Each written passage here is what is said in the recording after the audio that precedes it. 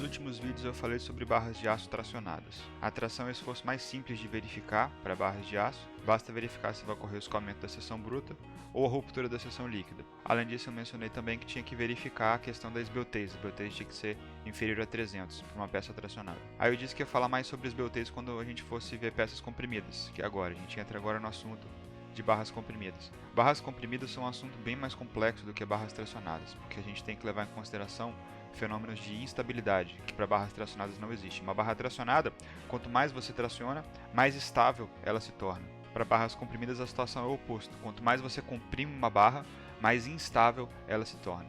Esse fenômeno vai ter que ser levado em consideração quando a gente for dimensionar nossas barras comprimidas de aço. Como o conteúdo de compressão é bem mais vasto do que o de tração, eu vou dividir em mais vídeos. Eu vou tentar apresentar menos conteúdo de cada vez. Além disso, como a gente vai precisar de um embasamento um pouco melhor de resistência dos materiais, eu vou fazer um videozinho com uma breve revisão de flambagem de barras elásticas.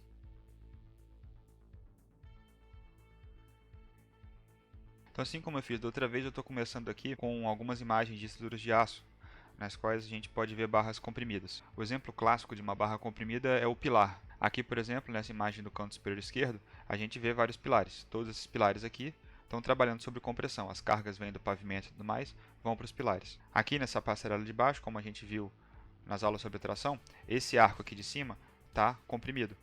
Outros esforços, além da compressão, também atuam nesse arco aqui, tipo momentos fletores.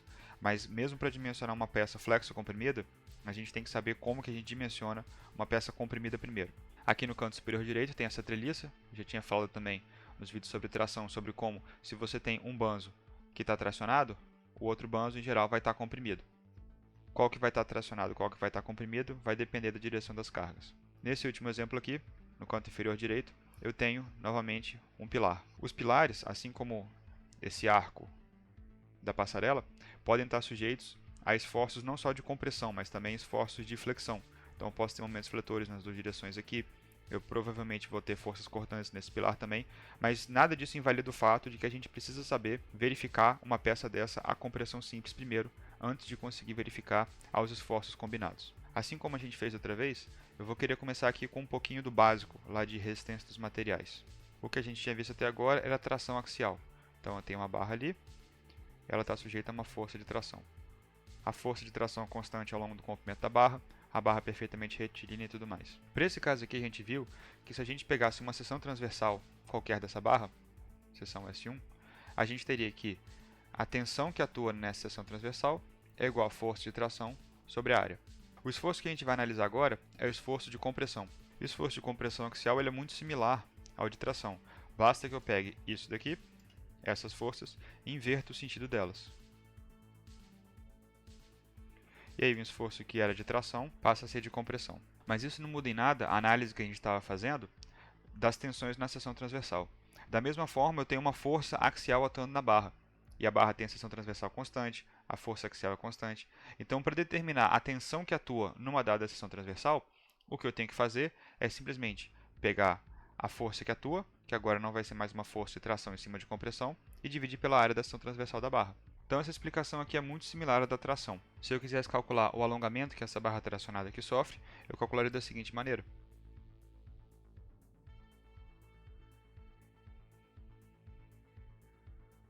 ΔL, alongamento da barra, é igual a força de tração vezes o comprimento inicial da barra, dividido pelo módulo de elasticidade vezes a área. A mesma formulação eu posso aplicar à compressão, só que agora em vez de a gente ter um alongamento da barra, a gente vai ter uma redução no comprimento da barra, um encurtamento da barra. Mas da mesma forma, esse encurtamento vai ser dado pela compressão vezes o comprimento inicial da barra, dividido pelo módulo de elasticidade vezes a área da seção transversal da barra.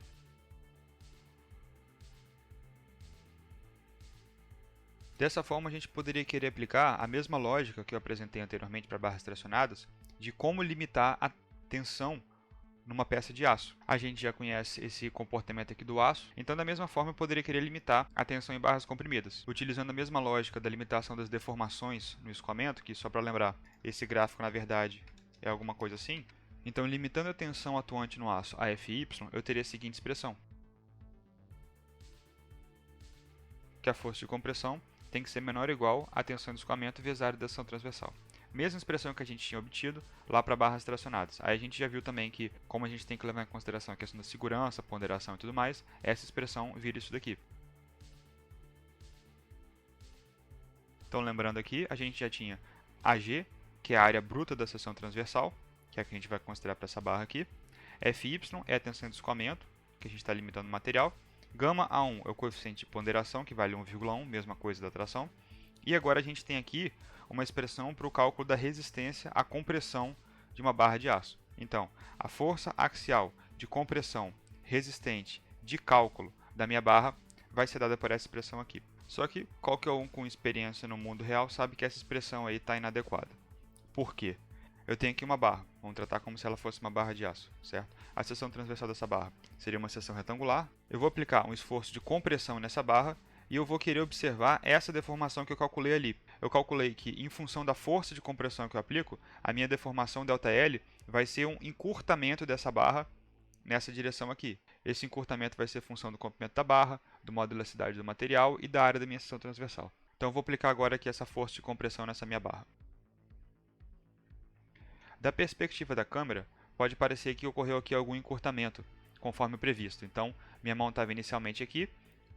Quando eu comprimi, ela veio mais ou menos para cá. Então, houve algum tipo de encurtamento. Essa é a impressão que a câmera passa. Mas, na verdade, todo mundo sabe o que aconteceu. Se eu olho para essa barra na outra direção, o que eu vejo é que quando eu comprimo, acontece isso daqui. Isso daqui não tem nada a ver com a deformação que eu calculei ali. A deformação que eu calculei ali foi uma deformação axial, que deveria ter acontecido dessa maneira na minha barra. Essa deformação que eu estou vendo aqui é uma deformação transversal, perpendicular ao eixo da barra. Todo mundo sabe que ela acontece, a gente chama de flambagem, né? Então, claramente, existe algum fenômeno físico que a nossa formulação não está capturando. E esse fenômeno físico precisa ser levado em consideração para que eu possa calcular corretamente a resistência de uma barra de aço. O que aquela formulação ali embaixo diz é que se eu comprimisse essa minha régua aqui, ela ia chegar nessa minha tensão FY e eventualmente ela ia romper de alguma maneira.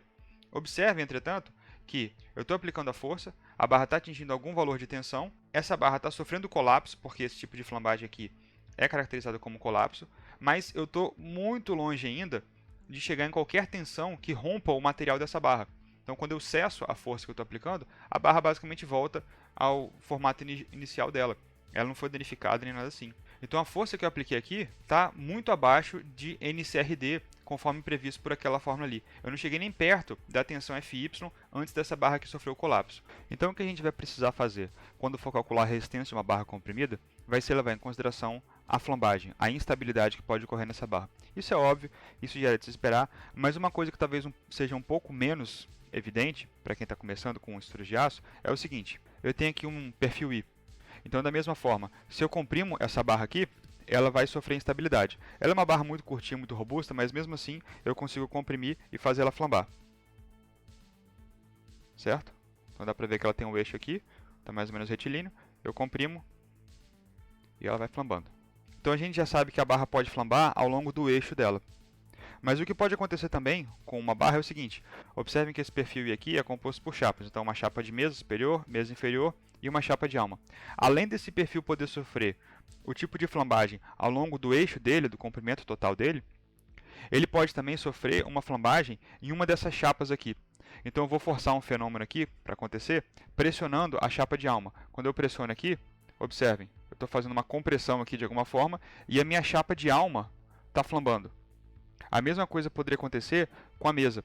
Se eu comprimo a mesa, eu vou fazer uma coisa um pouco artificial aqui, mas se eu comprimo a mesa, eu consigo fazer com que surja nela esse tipo de ondulação aí. Isso aqui é a minha mesa, é a minha chapa de mesa sofrendo a flambagem. Se eu olho para a viga como um todo, ela está basicamente retilínea, mas se eu olho apenas para a chapa localmente, eu vejo que essa chapa sofreu flambagem local. Então, em estruturas de aço, a gente vai dividir a estabilidade em dois fenômenos. A instabilidade global, que é esse tipo de instabilidade aqui, ao longo do eixo da barra eu tenho a flambagem, e a instabilidade local, que é definida da seguinte maneira: quando uma ou mais das chapas que compõem a seção transversal do meu perfil flamba. Então eu vou adaptar aquela minha fórmula ali, NCRD igual a G vezes FY sobre gama A1, para levar em consideração a possibilidade da flambagem global e a possibilidade da flambagem local. Matematicamente, o que eu vou fazer aqui novamente é muito simples. Então essa é a minha expressão base da resistência cheia, e eu sei que a flambagem vai reduzir a resistência dessa peça. Então eu vou colocar algum tipo de coeficiente aqui que reduza o valor de NCRD previsto por essa fórmula. Então eu pego aqui no meu numerador, e eu vou multiplicar por um coeficiente que eu vou chamar de Ki, a letra grega. Isso não é um x, isso é um Ki. E esse coeficiente Ki vai ter a função de reduzir a resistência da minha peça em função da flambagem global. Para que ele cumpra o seu papel de reduzir a resistência, como ele está multiplicando no numerador aqui, esse Ki tem que ser menor ou igual a 1.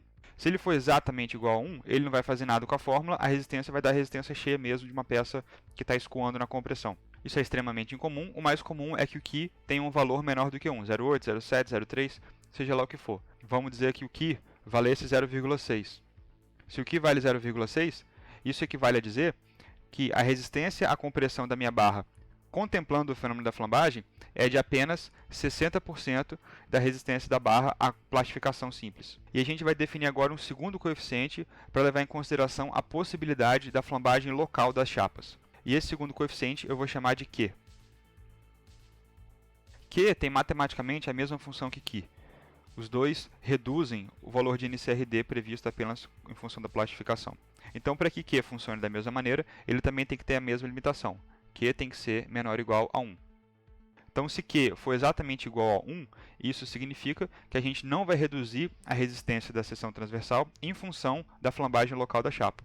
Se Q for menor que 1, quer dizer que a resistência da peça está comprometida pela possibilidade da flambagem de uma das chapas que compõem a seção transversal. Lá para barras tracionadas, a gente foi aos pouquinhos construindo essa fórmula da resistência aí. A gente começou com a ideia da tensão limite, vimos que deveria ser Fy, a gente foi adicionando termos e tudo mais, até que a fórmula ficou completa. Aqui a gente já chegou na formulação final. Se vocês consultarem a NBR 8800, vocês vão ver que a fórmula para resistência à compressão da barra de aço é exatamente essa que está escrita aí. Ki vezes Q, AG vezes Fy sobre gama A1. Então o que a gente está observando nessa fórmula aqui? Primeiro, nossa condição básica do dimensionamento, que a resistência tem que ser superior à solicitação. Nossa resistência é NCRD, força axial de compressão resistente de cálculo. Nossa solicitação agora é NCSD, força axial de compressão solicitante de cálculo. A compressão solicitante vem da análise estrutural, então rodo meu modelo no F-Tool, seja lá onde for, extraio o diagrama de forças axiais e vejo qual é a compressão que apareceu. E NCRD vem dessa expressão aqui de baixo, que a gente acabou de deduzir ali. Então, obviamente, a expressão acaba ficando muito simples, mas a complexidade deve estar escondida em algum lugar aí. E não dá nem para dizer que ela está escondida, né? Obviamente, a complexidade está contida na determinação desses coeficientes Ki e Q.